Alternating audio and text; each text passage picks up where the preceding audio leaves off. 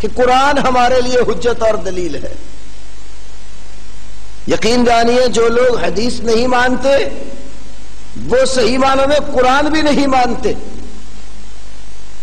اس لیے قرآن تو حدیث رسول منواتا ہے۔ میں قرآن حکیم سے ہی دلائل آپ کے سامنے رکھوں گا جس سے یہ بات معلوم ہوتی ہے کہ اللہ نے نبی کریم صلی اللہ علیہ وسلم پر قرآن کے سوا بھی وحی کی ہے، اور وہ وحی حدیث اور سنت کی صورت میں محفوظ ہے۔ تو سورۃ نساء کی 163 اور 164 نمبر آیت کریمہ میں اللہ وحدہ لا شریک نے یہ بات سمجھائی ہے کہ نبی کریم صلی اللہ علیہ وسلم پر وحی کا جو نزول ہوا وہ اسی طرح ہی ہوا جیسے نوح علیہ السلام اور ان کے بعد آنے والے انبیاء اور رسل کی طرف وحی آئی۔ آئیے ہم اللہ کے قرآن سے پوچھتے ہیں کہ رسول اللہ صلی اللہ علیہ وسلم کی طرف اور آپ سے پہلے نبیوں کی طرف کتاب کے سوا بھی کوئی وحی آئی ہے؟ اللہ وحدہ لا شریک نے قرآن حکیم میں کئی مقامات پر موسیٰ علیہ الصلوۃ والتسلیم کا تذکرہ تفصیل کے ساتھ کیا ہے، جن میں سے ایک مقام سورہ طٰہٰ، اللہ وحدہ لا شریک نے اس سورت میں ارشاد فرمایا وَهَلْ أَتَاكَ حَدِيثُ مُوسَىٰ، کیا آپ کے پاس موسیٰ علیہ السلام کی حدیث آئی ہے؟ اللہ نے حدیث موسیٰ کی بات یہاں بیان کرنا شروع کی ہے۔ موسیٰ علیہ الصلوۃ والتسلیم نے کچھ عرصہ قوم مدین میں گزارا، اور وہاں پر موسیٰ علیہ السلام کی شادی ہوئی، اور شادی ہونے کے بعد جتنا عرصہ وہاں خدمت کے لیے طے کیا تھا وہ طے کر کے اپنی بیوی کو لے کر دوبارہ اپنے علاقے کی طرف واپس پلٹے۔ قرآن حکیم کے مطالعے سے یہ بات معلوم ہوتی ہے کہ سردی کا موسم تھا،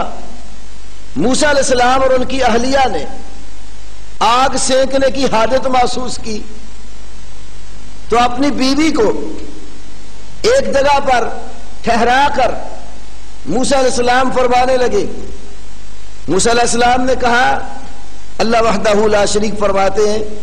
اذ رأى نارا فقال لأهلهم كثوا انی آنست نارا، موسیٰ علیہ السلام نے جب آگ دیکھی بیوی سے کہنے لگے تم یہاں ٹھہرو، میں نے آگ کو دیکھا ہے، لعلی آتیکم منہا بقبس،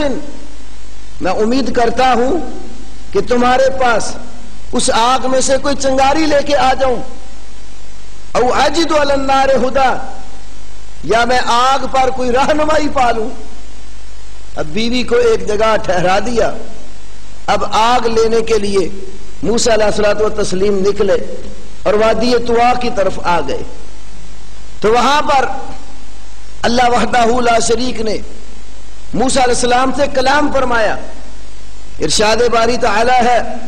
فلما اتاها نودی یا موسیٰ انی انا ربک فاخلع علیک انک بالوادی المقدس طویٰ، آواز دی گئی اے موسیٰ انی انا ربک، یقیناً میں تیرا رب ہوں، فاخلع علیک، آپ اپنے دونوں جوتوں کو اتار دیں، انک بالوادی المقدس طویٰ، یقیناً آپ پاک وادی طوا کے اوپر ہیں۔ اب موسیٰ علیہ الصلوۃ والتسلیم سے اللہ نے کلام کرتے ہوئے فرمایا وَأَنَا اخْتَرْتُكَ فَاسْتَمِعْ لِمَا يُوحَىٰ، فرمایا وَأَنَا اخْتَرْتُكَ، اور میں نے تجھے چن لیا ہے، فَاسْتَمِعْ لِمَا يُوحَىٰ، جو چیز وحی کی جا رہی ہے اس کو غور سے سن۔ اب موسیٰ علیہ السلام کی طرف وحی شروع ہو گئی، فَاسْتَمِعْ لِمَا يُوحَىٰ، جو چیز وحی کی جا رہی ہے اس کو کان لگا کر دھیان سے توجہ سے غور سے سنو۔ کیا وحی کی؟ اننی انا اللہ لا الہ الا انا فاعبدنی، یقیناً میں اللہ ہوں، میرے سوا کوئی الہ نہیں ہے، معبود برحق کوئی نہیں ہے، فاعبدنی، تم میری عبادت کرو، واقم الصلاۃ لذکری، اور میرے ذکر کے لیے نماز قائم کیجئے، ان الساعۃ آتیۃ، یقیناً قیامت آنے والی ہے۔ موسیٰ علیہ السلام کو اللہ تعالیٰ نے وحی میں کچھ احکامات صادر فرما دیے، وحی کی اپنا تعارف کروایا، اپنی الوہیت اور ربوبیت منوائی، اور موسیٰ علیہ السلام کو اپنی عبادت کا حکم دیا، نماز کے قیام کا حکم دیا، نماز کے قیام کا مقصد بھی بتا دیا، اور وہ دن جس دن ان اعمال اور عبادات کا اللہ کو حساب دینا ہے، تو قیامت کے وقوع کا بھی بتا دیا کہ وہ ضرور آ کر رہے گی۔ یہ وحی دے کر موسیٰ علیہ السلام کو اللہ وحدہ لا شریک نے فرمایا اذهب الى فرعون انه طغى، فرعون کی طرف جاؤ،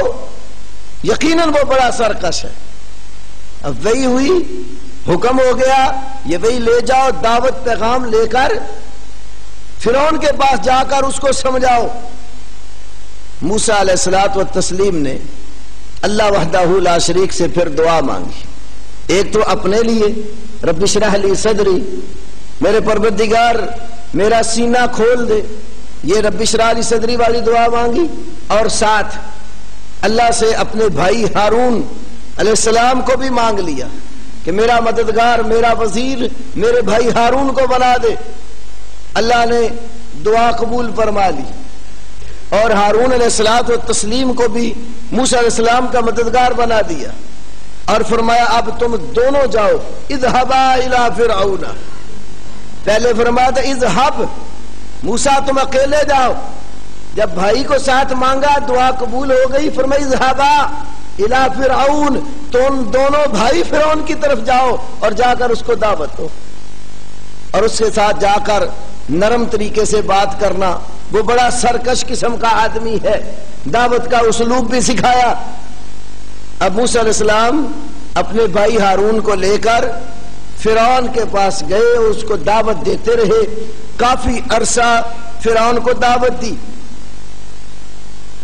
پھر ایک وقت آیا موسیٰ علیہ الصلوۃ والتسلیم بنی اسرائیل کو اللہ کے حکم کے مطابق رات کے وقت لے کر وہاں سے مہاجر ہو کر نکل پڑے، اور جدھر جا رہے تھے قوم کو لے کر، آگے دریا تھا، پانی تھا، فرعون اور اس کے لشکر کو بھی علم ہو گیا کہ موسیٰ علیہ السلام بنی اسرائیل کو لے کر رات کی تاریکی میں چلے گئے ہیں، اس نے بھی پیچھا کیا۔ بنی اسرائیل بڑی نافرمان قسم کی قوم تھی، انہوں نے موسیٰ علیہ السلام سے کہا موسیٰ ہم تو پکڑے گئے، آگے پانی ہے، پیچھے فرعون اور اس کا لشکر آ رہا ہے، آگے جاتے ہیں تو پانی میں ڈوبتے ہیں، پیچھے جاتے ہیں فرعون اور اس کا لشکر چڑھائی کر آیا، انا لمدرکون۔ اللہ تعالیٰ نے موسیٰ علیہ الصلوۃ والتسلیم کے ہاتھ پر وہاں بھی ایک معجزہ رونما فرمایا، پانی کے اندر بنی اسرائیل کو نکالنے کے لیے اللہ نے ایک راستہ پیدا کر دیا۔ موسیٰ علیہ السلام اپنی قوم کو لے کر اس راستے سے گزر گئے، دریا عبور کر گئے۔ فرعون اور اس کا لشکر جب وہاں پہنچا، اس نے دیکھا پانی میں راستہ بنا ہوا ہے، بنی اسرائیل اس راستے سے دریا عبور کر گئے ہیں، وہ بھی اپنا لاؤ لشکر لے کر اس راستے پر چل پڑا۔ جب وہ اپنے لاؤ لشکر سمیت اس راہ پہ چلا، سارے اس راستے کے اوپر آ گئے، اللہ وحدہ لا شریک نے پانی کو جاری کر دیا، فرعون اور اس کے ماننے والے اس پانی کے اندر غرق ہو کر مر گئے۔ موسیٰ علیہ السلام اس کے بعد پھر میدان تی میں کافی عرصہ رہے، وہاں اپنے بھائی ہارون علیہ السلام کی ڈیوٹی لگائی کہ تم اس قوم کو سمجھاؤ، اور خود تورات لینے کے لیے موسیٰ علیہ السلام چلے گئے۔ بعد میں پھر سامری نے جو اپنا کردار دکھایا، اللہ نے اس کا تذکرہ بھی فرمایا۔ میں نے یہ اختصار کے ساتھ جو واقعہ عرض کیا، اس میں دو باتیں سمجھانا چاہتا ہوں۔